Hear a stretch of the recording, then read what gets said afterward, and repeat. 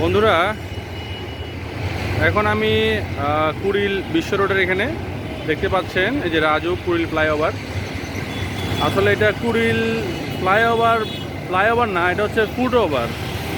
হ্যাঁ, মানে সব জায়গাতে আসলে ভুল ধরতে ধরতে আমার ভুল ধরার একটা অভ্যাস হয়ে গেছে। এটা হচ্ছে ফ্লাইওভার না, এটা ফুট ওভার হবে। ফ্লাইওভারটা হচ্ছে পাশেরটা। হ্যাঁ, এখানে পাশেরটা হচ্ছে ফ্লাইওভার। তো এটা দেখতে সুন্দর, দৃষ্টি নন্দন করেই তৈরি করা হয়েছে।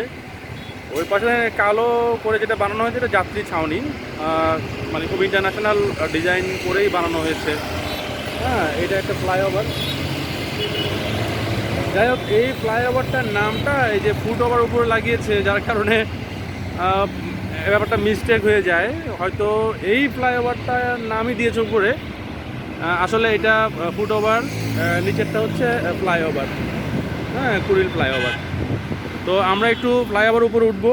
উপরে কেন দেখাচ্ছি আমি, এটার ভিডিও করার পিছনে দুটা কারণ। একটা হচ্ছে এটা দৃষ্টিনন্দন একটা জায়গা, এই জায়গাটা আপনাদের সাথে শেয়ার করার জন্যই আমি করেছি। এখানে একটা কৃত্রিম একটা লেক তৈরি করা হয়েছে খালের মতো, কিন্তু দেখতে খুবই সুন্দর। এটা নিকুঞ্জ এলাকায় ধরা হয়। তো আমি ফ্লাইওভারে উঠলে, ফুট ওভারটায় উঠলে আরও সুন্দরভাবে দেখতে পাবেন, সুন্দর ভিউ হবে। তো আশা করি আপনাদের সবার ভালো লাগবে। দেখতে পাচ্ছেন এটা সুন্দর একটা দৃশ্য। হ্যাঁ, খুব সাজানো গোছানো। এটাও আসলে আর্মিদেরই করা একটা প্রজেক্ট। হ্যাঁ, দেখুন এই পাশ দিয়ে হেঁটে গেলে বিকেলবেলা হাঁটলে ভালো লাগে, এবং অনেকে আসলে বিকেলবেলা হাঁটার জন্য এই জায়গাটায় আসে। হ্যাঁ, এখন রোদ গরম, এই জন্য অনেকেই নেই, কিন্তু বিকেল হলে এখানে অনেক লোক আসে ঘোরার জন্য। এটা নিকুঞ্জ এলাকা। সামনেই হচ্ছে বিমানবন্দর। হ্যাঁ, কিলক্ষেত বিমানবন্দর, উত্তরা যাওয়ার রাস্তা, এটা আবদুল্লাপুর যায়। এই ফুট ওভারটা দিয়ে পার হয়ে ওই পাশে চলে যাচ্ছে কুড়িল। হ্যাঁ, প্রগতি সরণি, যমুনা ফিউচার পার্ক, এইখান দিয়ে যাওয়া যায়। এই যে 300 ফিট যে রাস্তা বলি না আমরা, এই যে পূর্বাচল রাস্তাটা, এইখান দিয়ে ওই রাস্তা পার হয়ে গেলেই যায়। এখানে আমার আরেকটা ভিডিও করার আরেকটা কারণ হচ্ছে, দেখুন এই পাশেই কিন্তু রেল লাইন গিয়েছে। এই রেল লাইনটা খুবই ডেঞ্জারাস। কেন বললাম ডেঞ্জারাস? এই যে গতকালকেও আমাদের এক বন্ধু এইখানে মানে রেলে বাড়ি খেয়ে মারা গিয়েছে। এখানে প্রায় সময় এই জায়গাটায় লোকজন মারা যায় প্রায় সময়।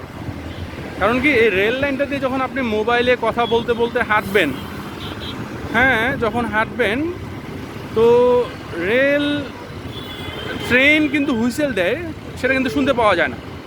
কারণ কি, এর দুই পাশে রাস্তা, এবং রাস্তার যে গাড়ির হর্ন, রাস্তার যে কোলাহল, এই কোলাহলে আপনি পেছন থেকে যে ট্রেন আসতেছে এই ট্রেনটার শব্দটা পাবেন না।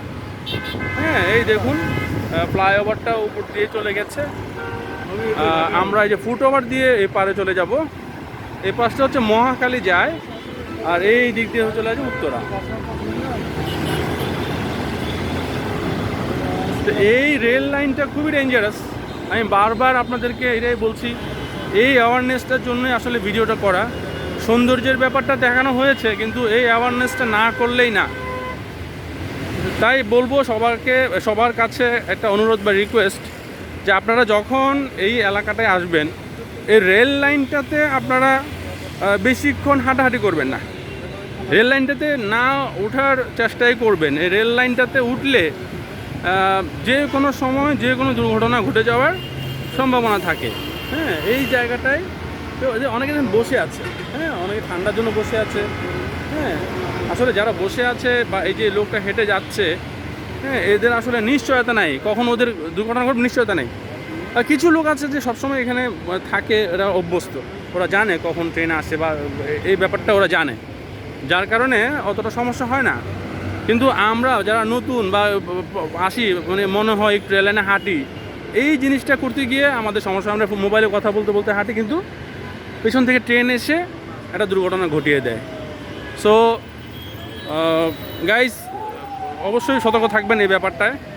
আর দেখেন এই যে নিম পাতার গাছ, নিম পাতার গাছ খুবই উপকারী, এবং নিম পাতার গাছের আশেপাশে যে অক্সিজেনটা থাকে সেই অক্সিজেনটা খুবই ভালো, এবং এটা খুবই ভালো বলতে এটা ঔষধি কাজও করে অক্সিজেনটা।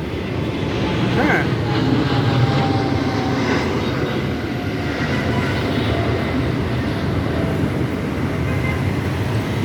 ফুটওভারেও দোকান নিয়ে বসেছে,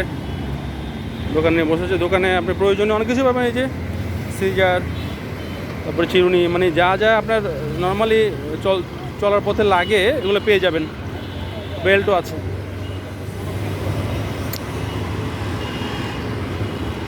বন্ধুরা, আমরা ফুটওভার ক্রস করে চলে আসলাম।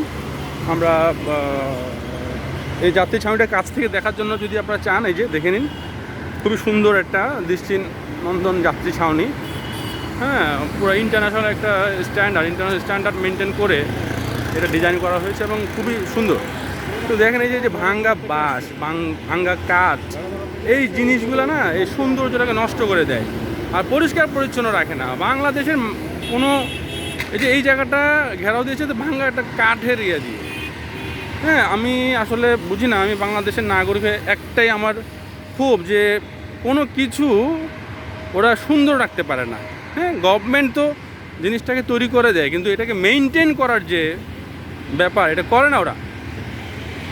এটা শুধু আমি না, বাংলাদেশের আপনারা সবাই হয়তো আমার সাথে একমত যে ওরা কোনো সুন্দর জিনিস মেইনটেন করতে পারে না। আমার বিভিন্ন ভিডিওতে আপনারা এটাই দেখবেন, যেখানে আমি ঘুরতে যাই বা যেখানে আমি মোটামুটি ভিডিও করার চেষ্টা করি, সেখানেই কিছু না কিছু মানে ত্রুটি পেয়ে যাই। জনগণের ত্রুটি, জনগণ মেনটেন করতে পারে না। হ্যাঁ, অথবা যারা এই দায়িত্বে আছে তারা দায়িত্বটা পালন করে না। ধন্যবাদ গাইস, আবার দেখা হবে অন্য কোনো ভিডিও নিয়ে। ততক্ষণ পর্যন্ত ভালো থাকুন, গুড বাই। আমার চ্যানেলটাকে সাবস্ক্রাইব করবেন, লাইক করবেন। আপনাদের ইন্সপিরেশন আমার জন্য অনেক কাজ করে। ধন্যবাদ, আসসালামু আলাইকুম।